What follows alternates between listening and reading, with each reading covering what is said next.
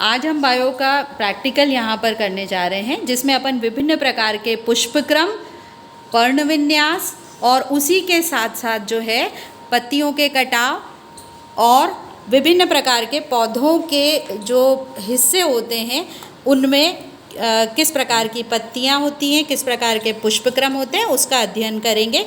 सबसे पहले हम यहाँ पर देखेंगे पुष्पक्रम। पुष्पक्रम क्या होता है?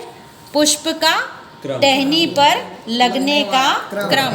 ठीक है। अब यहाँ पर आप पुष्पक्रम में ये देखोगे, बेसिकली जो पुष्पक्रम होता है वो दो प्रकार का होता है। कौन कौन से प्रकार हैं? ससीमाक्षी और असीमाक्षी।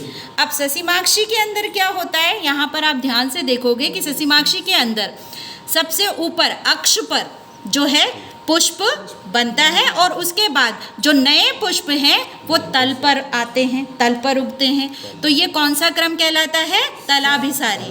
कौन सा कहलाता है? तलाभिसारी। ठीक है। और अक्ष पर पहला पुष्प आने के कारण क्या होता है? ग्रोथ रुक जाती है। और इस प्रकार के पुष्पक्रम जिसमें ग्रोथ जो है आगे एक्सिस की ग्रोथ नहीं होगी, अक्ष की, उसको हम क्या कहते हैं? ससीमाक्षी। इसके बाद हम आते हैं असीमाक्षी।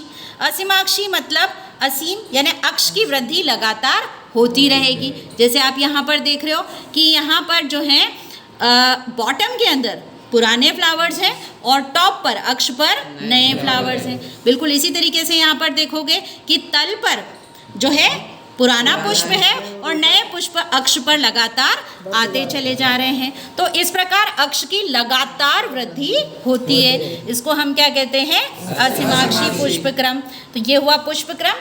अगला हम यहाँ पर देखेंगे जो है पत्तियों के प्रकार।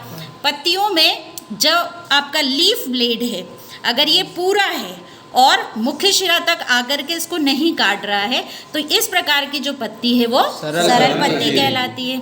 संयुक्त पत्ती के अंदर क्या होता है कि ये जो मुख्य शिरा है, ठीक है, यहाँ पर लीफ ब्लेड जो है अंदर डीप जाकर के मुख्य शिरा पर पहुँच करके पूरी जो पत्ती है उसको छोटे छोटे पत्रक में डिवाइड कर देती है। इसलिए इस प्रकार की पत्ती क्या कहलाती है? संयुक्त पत्ती कहलाती है।